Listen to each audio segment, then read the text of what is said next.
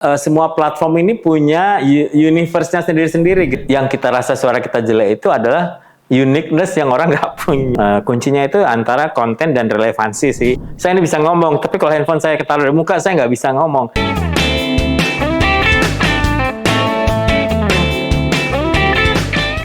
Hai, ketemu lagi dengan Kak Desi. Hari ini kita akan ngobrol dengan seseorang yang pastinya nanti akan membagi ilmu kiat-kiatnya tentang gimana sih caranya kita bisa memaksimizing penggunaan sosial media kita. Nah, pastinya buat kita yang baru saja ingin membranding diri, terus mulai memaksimalkan pemakaian sosial media kita, pastinya akan mendapat sesuatu yang baru dan bisa mendapatkan kiat-kiat khusus nih. Sekarang kita akan ngobrol dengan siapa nih? Di sini sudah hadir Bang Dean Medi. Hai Bang Halo Dean. Kak Desi. Apa kabar Bang? Baik. Bang Dean ini adalah co-founder dan editorial director dari Luxina.id. Guys, kalau kita bicara tentang bagaimana sih kita bisa mempergunakan nih sosial media kita agar pada saat kita memaksimalkan itu kita bisa dikenal nih. Bang Den, kalau Bang Den kan saya lihat kayaknya followers di salah satu platform sosial media kayaknya udah jutaan tuh. Tuh gimana sih, kapan mulainya tuh Bang? Halo semua. Views-nya atau love-nya jutaan ya, tapi followernya baru 100 ribuan. Sebenarnya ini karena memang hobi menyampaikan sesuatu hal-hal kreatif, ide ke sosial media. Tapi puncaknya di kala pandemi. Oh, waktu pandemi kemarin? Ya, karena banyak waktu di rumah, nyapu udah, nyuci udah, beres-beres udah, apalagi duduk lagi, terus lihat-lihat TikTok gitu ya. Kemudian saya lihat kebetulan sebelum pandemi itu setiap Instastory saya itu auto save ya. Jadi semua videonya yang ada. Di Instagram ya. Semua ada. Kemudian saya re-edit lagi untuk info-info 30 detik atau 1 menit yang saya blast gitu ya. Coba saya tayangkan. Ternyata minatnya banyak. Waktu itu bidang saya fashion jurnalis. Jadi saya lihat banyak info-info fashion di Indonesia itu berbahasa ke Inggris-Inggrisan gitu. Jadi menurut saya kurang merangkul banyak orang. Jadi saya mencoba dalam banyaknya waktu di pandemi itu membuat konten fashion dengan bahasa Indonesia ke TikTok-TikTokan gitu. Dan dari situ ternyata kontennya tiba-tiba yang 200.000 like, 100.000 gitu yang kalau saya lihat bisa 1 detik 1.000 like gitu yang wah gitu kan waktu itu membuat bisa juga ya seperti ini soalnya kebanyakan kan dance waktu itu ya kan saya nggak bisa, tapi ternyata ada orang berminat terhadap informasi. Jadi makanya saya pikir ada juga sisi ini ya, jadi saya boost terus gitu dan berkembanglah sampai sekarang. Gitu ya. Jadi kalau misalnya sekarang nih kan kita tuh punya tuh ada beberapa platform ya untuk sosial media ya Bang ya.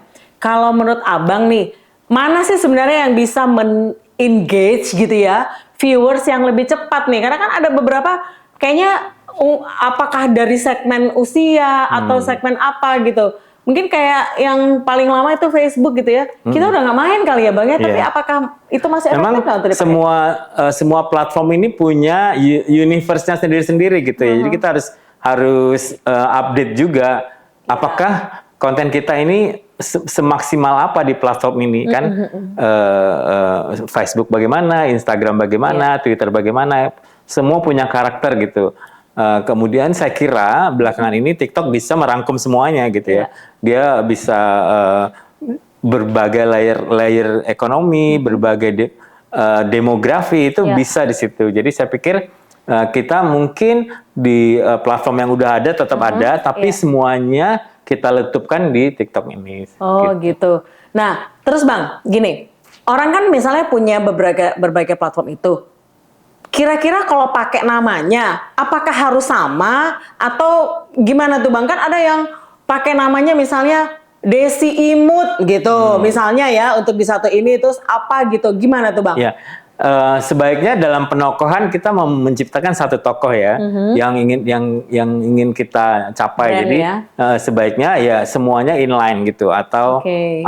benar-benar sama. Tapi kan banyak juga yang cuma for fun atau cuma untuk menonton saja. Mungkin itu mereka lebih bebas. Tapi saran saya sih lebih baik satu ya.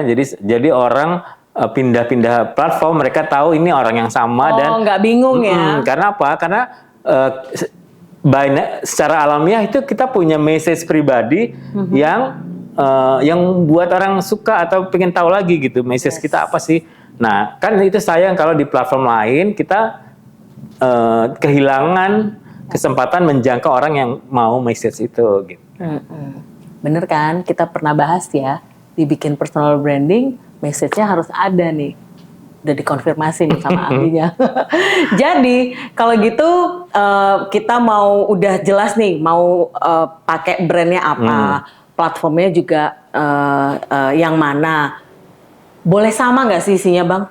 Dengan masing-masing platform. Jadi gini, aku misalnya posting di TikTok nih. Terus kalau TikTok kan bisa langsung terintegrasi di Instagram kan, tapi tidak bisa sebaliknya. Itu gimana? Apakah isinya harus kita bedakan atau itu aja? Kan jadi orang nontonnya sama dong.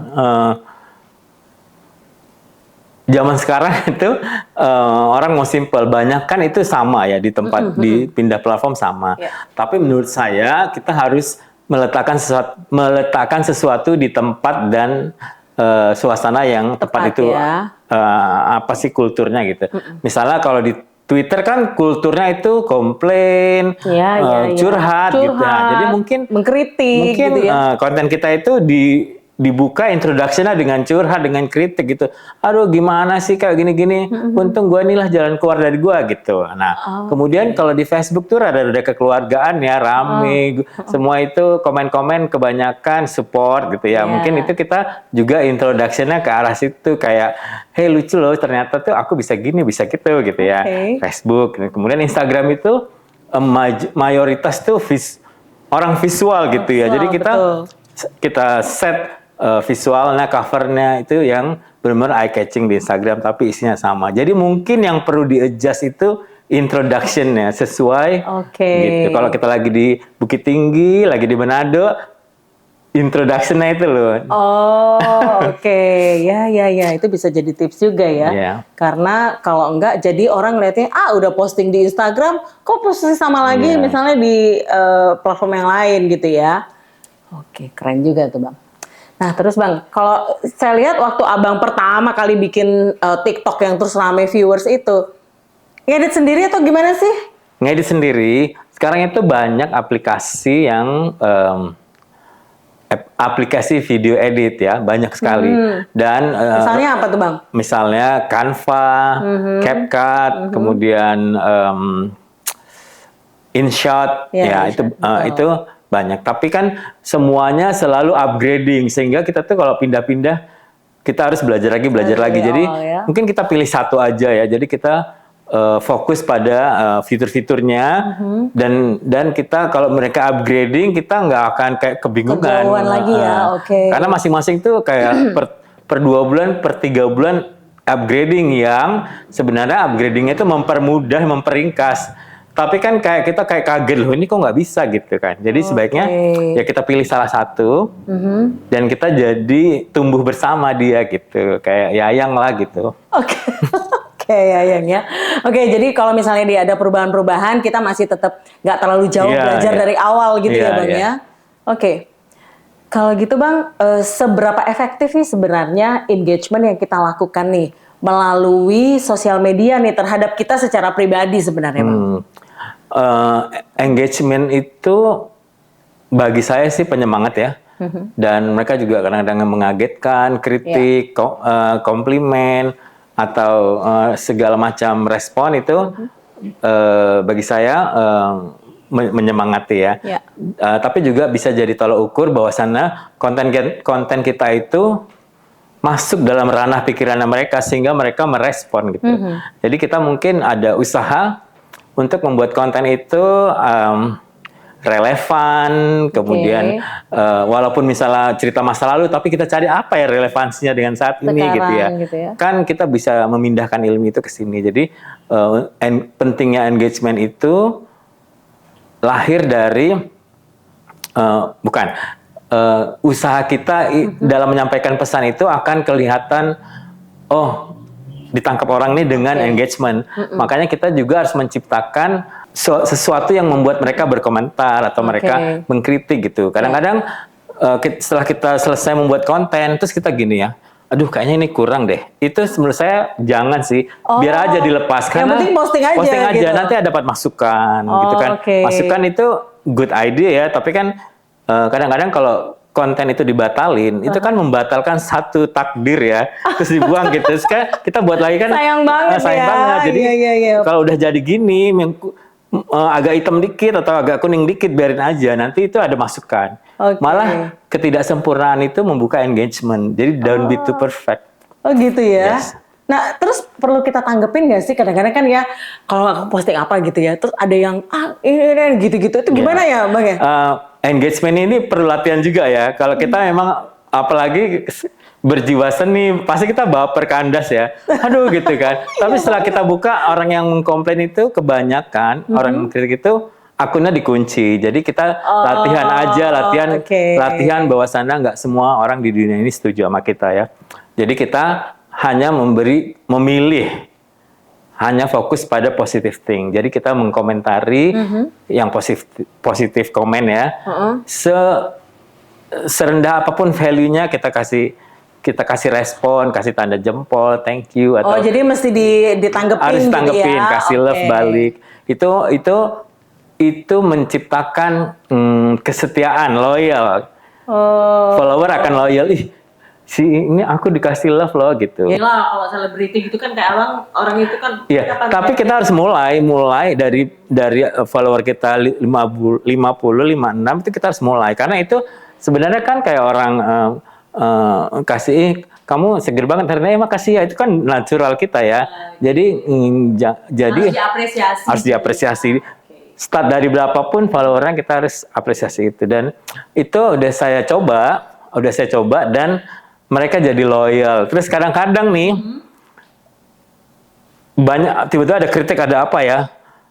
Kita kan udah fokus nih, kita hanya mau yang komen yang positif ya. Aja. Nanti mereka yang belain itu.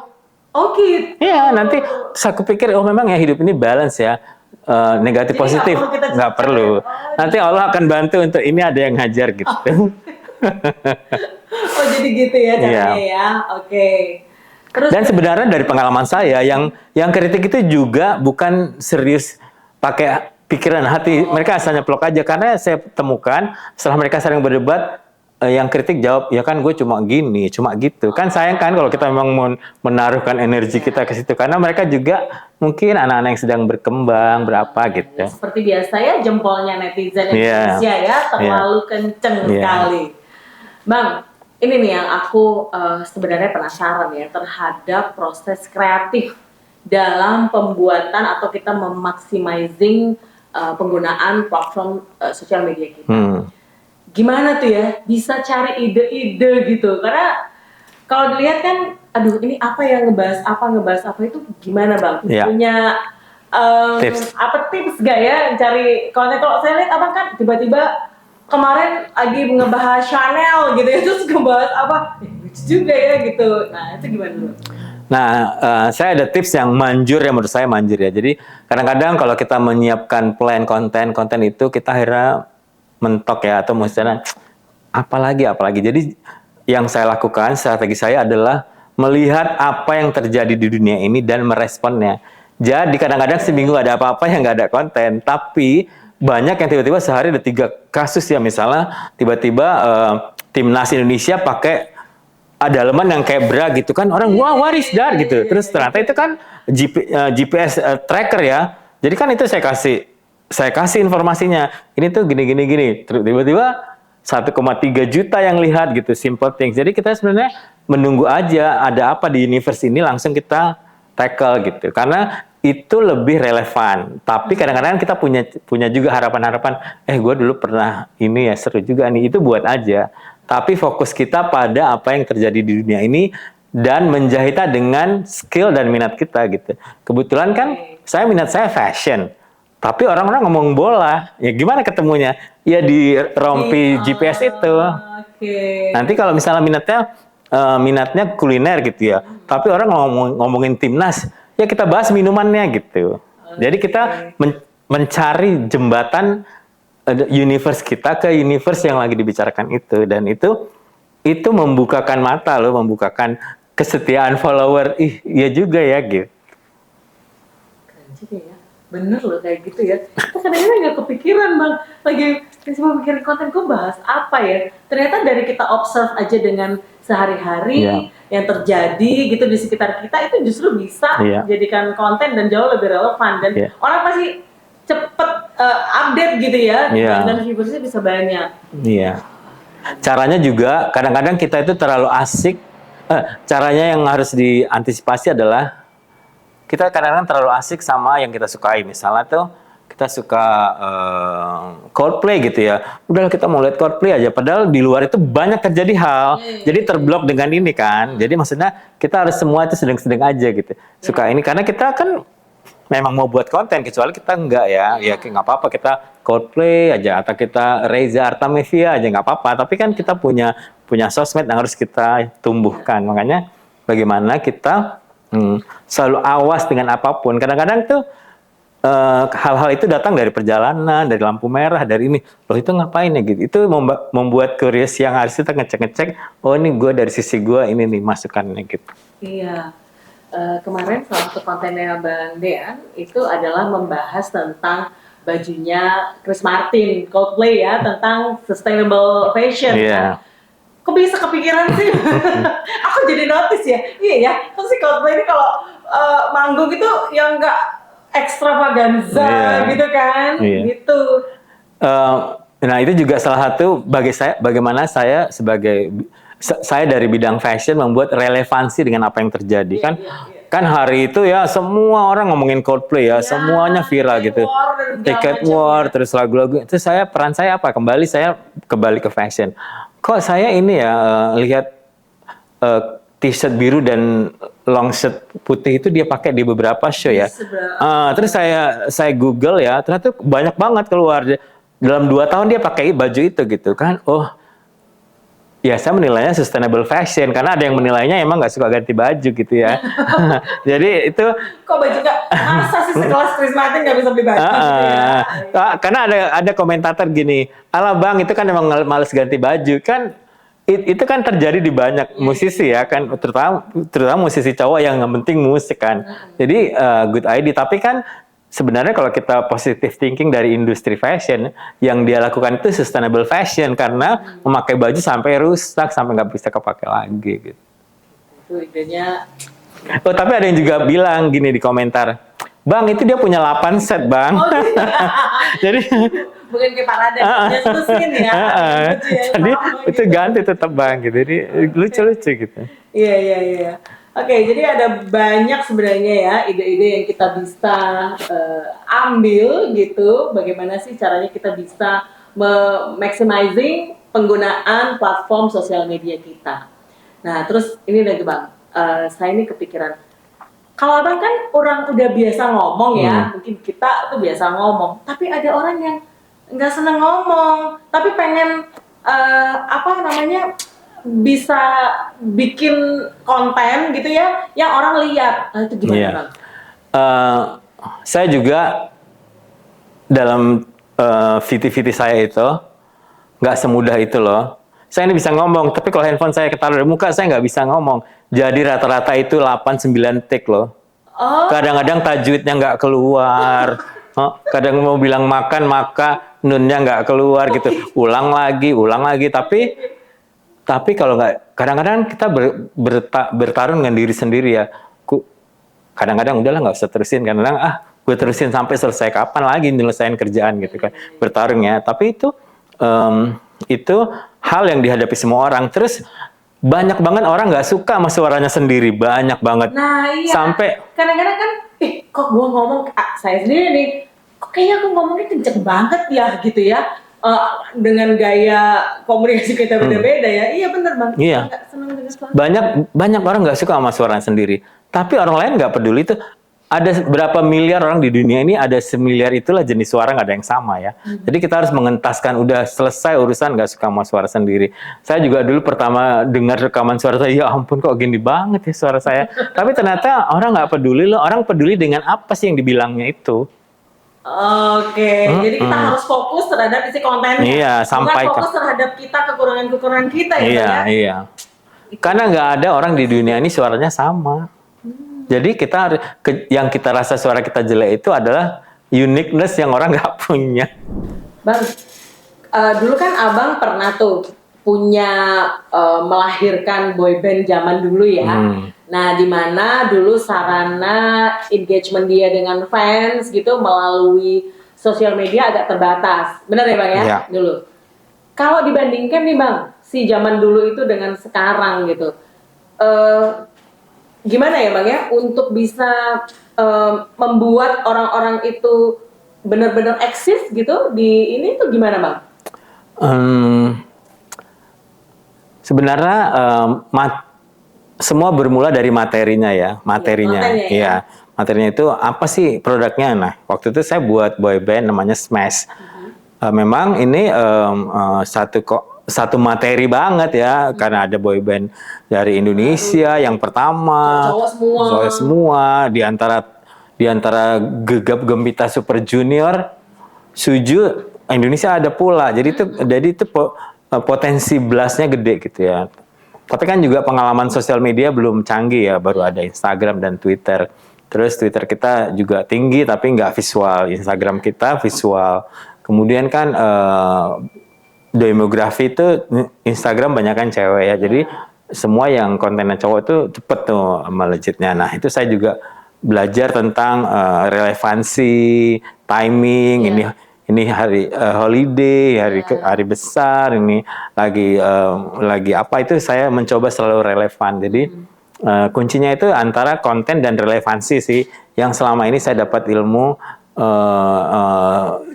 membuat kita itu tetap relate, membuat kita itu jadi terus dipantau gitu. Iya.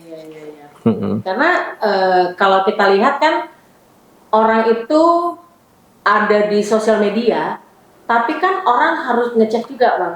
Ada di dunia maya, harus ada di dunia nyata nih. Siapa sih orang ini? Atau sebaliknya Bang, ada orang yang ada di dunia nyata, pasti dicek nih. Ada nggak sosial medianya? Bener kan? Yang terjadi kan gitu nih sekarang. Artinya kan dua-dua kita harus punya nih sekarang. Ada orang-orang yang mungkin nggak usah punya sosial media gitu. Atau ada yang punya sosial media, misalnya adalah platform gosip kita itu ya. Nggak jelas kan siapa nih orang ini gitu kan. Tapi dia kok kayaknya rame. Itu gimana itu Bang? Sebaiknya kita punya prioritas sih ya. Sebenarnya apa dulu yang kita mau utamakan gitu. Misalnya pokoknya saya mau nyampaikan pesan ya. Sebanyak mungkin pesan sampai, berarti saya butuh follower yang banyak ya. Itu kita fokuskan lah. Kita fokuskan ke aplikasi apa nih yang kita utamakan nanti, yang paling efektif, nanti baru turunannya ke platform-platform yang di kanan kirinya gitu. Jadi kita itu dulu aja. Nanti kemudian kadang-kadang belakangan ini orang juga semakin nggak gitu peduli dengan real life loh. Malah dia apalagi anak-anak muda ya, itu taunya orang di sosial media aja, manggil orang pun nama akunnya sekarang, bukan nama panggilannya gitu. Udah terjadi hal-hal seperti itu. Jadi pergeseran itu. Jadi kita sekarang sebagai content creator, kita harus berpikir yang kita buat ini ya real life gitu. Walaupun dia di dalam platform gitu. Jadi kehidupan dunia nyata kita yang kita pindah ke dunia maya, kira-kira gitu ya Pak? Iya. Ya walaupun itu semua udah kita edit kan, karena diedit menjadi sekian detik ya, kita harus memilih yang paling Apa yang menunjang mau kita pesannya. perlihatkan pesannya ya. Oke, Bang, ada pesan-pesan nggak nih buat teman-teman kita mungkin yang nonton di sini bisa nanti bisa mengefektifkan gitu ya penggunaan sosial media dia. Iya. Saran saya pertama adalah kita merasa kita akan berguna buat membuat akun ini gitu, dan kita ingin menyampaikan informasi atau hiburan atau berbagi kesenangan gitu. Jadi kita memulai dari situ, jangan melihat wah dia udah 2 juta 3 juta akhirnya kita feeling inferior gitu. Jangan, kita mulai dengan apa yang kita bantu ya di dunia ini ya. Apakah informasi pelajaran, banyak tuh ya anak-anak muda mengajar huruf hijaiyah. Itu followernya banyak banget. Mengajar tajwid gitu kan. Tapi kan itu beyond yang orang bayangkan ya. Kemudian tentang ada anak di Jogja ya, naik sepeda ke sana kemari nunjukin aku ke sini cuma habis segini. Itu kan followernya banyak banget gitu kan. Itu dia nggak effort yang harus beli mobil, beli ini, beli, tapi ternyata rasa ingin berbagi, rasa ingin sharing itulah yang pertama harus kita pupuk gitu. Kadang-kadang kita ya gue nggak punya apa-apa, nggak punya ini, nggak boleh gitu. Kita harus namanya kita punya mata, telinga, pasti kita dapat sesuatu dari universe ini, itulah kita sharing. Bang, terakhir, kalau kita lihat nih, ada yang bikin konten kayaknya heboh banget, terus tiba-tiba orangnya sekarang udah hilang, Bang. Ada ya pernah yang satu orang itu yang dia ternyata ngobrol katanya sama cowok itu ternyata di dunia hayalnya. Kayaknya trennya cuma kayaknya 4 minggu, 8 minggu lah. Yeah. Terus orangnya itu udah kemana sekarang? Itu gimana ya, Bang ya? Iya, itu secara alamiah banyak hal seperti itu ya, karena memang nggak tumbuh lagi gitu. Dia udah tumbuh mekar, tapi dia nggak tumbuh lagi. Jadi gitu ya? Kan orang di dunia ini selalu pengen dapat yang baru, dapat yang menghibur, dapat yang senang. Kalau dia udah terpola nih, pasti nggak sadar juga orang cari yang lain. Jadi kita juga kalau udah sampai di satu taraf, kita tetap harus grow, menambahkan minat yang ada di sini supaya orang, baru lagi nih gitu. Nah, kebanyakan yang hilang-hilang itu memang dia mungkin memang nggak berminat untuk mengembangkan diri, udah segitu aja atau pindah kehidupan bisa jadi ya. Tapi yang pasti kalau ditinggalin itu nggak grow. Nah kayak Bunda Korla kan semakin grow gitu, dia pengalaman hidupnya dari kerja nggak kerja, jadi grow gitu kan, jadi followernya nambah terus gitu. Jadi kita harus grow, sebenarnya tuh grow itu by nature. Kalau kita agak lasa ya sana sini gitu, ada aja gitu, jangan diam gitu. Itu by nature kita akan grow pemikirannya dan cara kita berkomentar, cara kita berbicara itu pasti orang beda dengan yang kemarin, lebih dalam gitu. Keren ya. Terima kasih ya, Bang Yan ya. Thank you Kak Desi udah mengundang di acara ini ya. Iya. Guys, terima kasih ya sudah stay di acara ngopi bersama Kak Desi.